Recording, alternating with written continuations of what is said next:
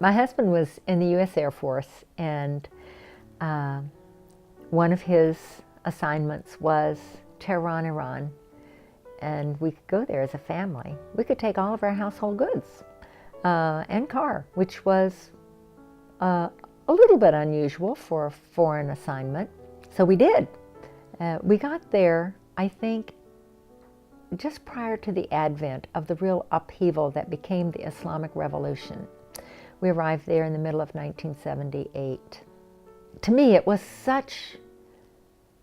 we had lived in other countries, we had visited other countries, we had a lot of experiences under our belts at that point, but this to me seemed different. And I, for the first time in my life, began to keep a journal. That journal became a page one, a cover story actually for a magazine. And so a lot of people got to read what it was like on a daily basis as that country really devolved into what became the Islamic Revolution. My greatest memory of all that was the lack of information, good, solid information. When we arrived, there were English language newspapers, there was an English language a television station, and we thought we were keeping up on the news.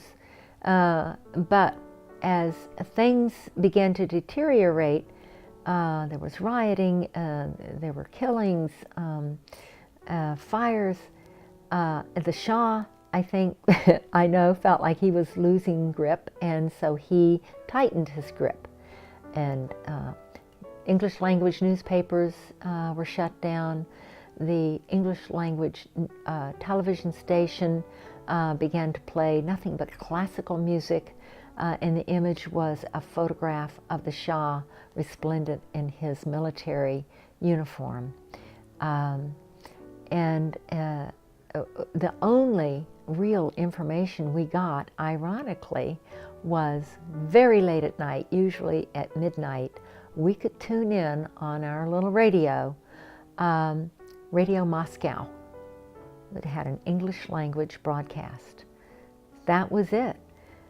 Otherwise, the U.S. Embassy and military command in Tehran issued on an infrequent or random basis things that were labeled infograms, and they were one-sheet papers that kind of listed things that they thought were of importance to the Americans who were living in Iran. The curfew hours, the rationing of gasoline and bottled gas, when gas stations would be open, riots that had occurred, where they had occurred, and this was always after the fact, precautions that we should be taking. And we were just starved to know what was really going on. And it had a profound impact on us.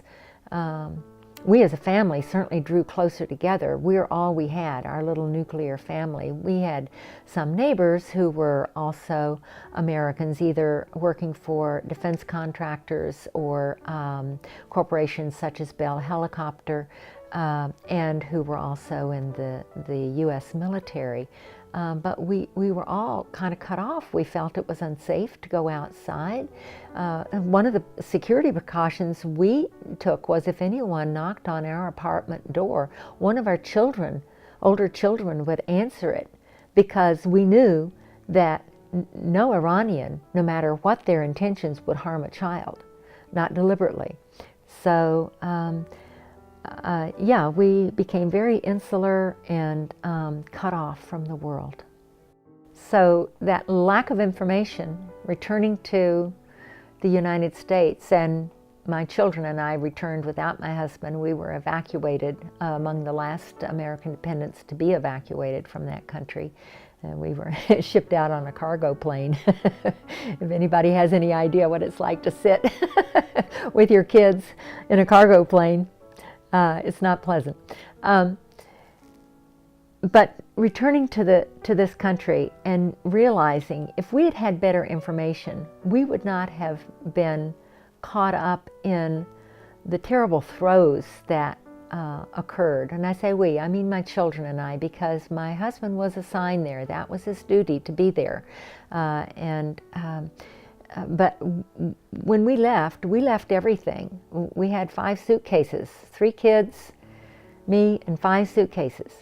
And everything else, all of our furniture, which, okay, furniture can replace. Our furniture was custom-made teak furniture we had made in an assignment in Taiwan. And yes, it was just material things, and it turned out, of course, to be immaterial when it came to what's really important in life.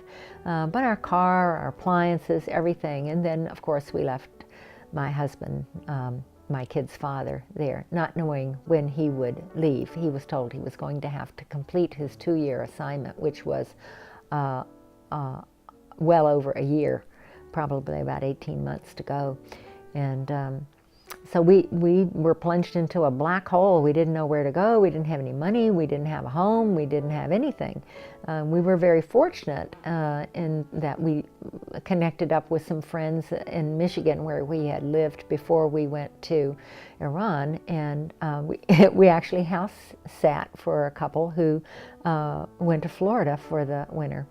But I was just completely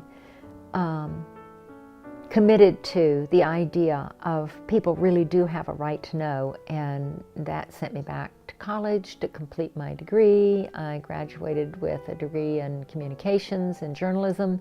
I had a newspaper career, which led to my tenure with the LA Superior Court, and then after that as an international court media relations consultant who got to go to many countries all over the world. And it led to an exciting life.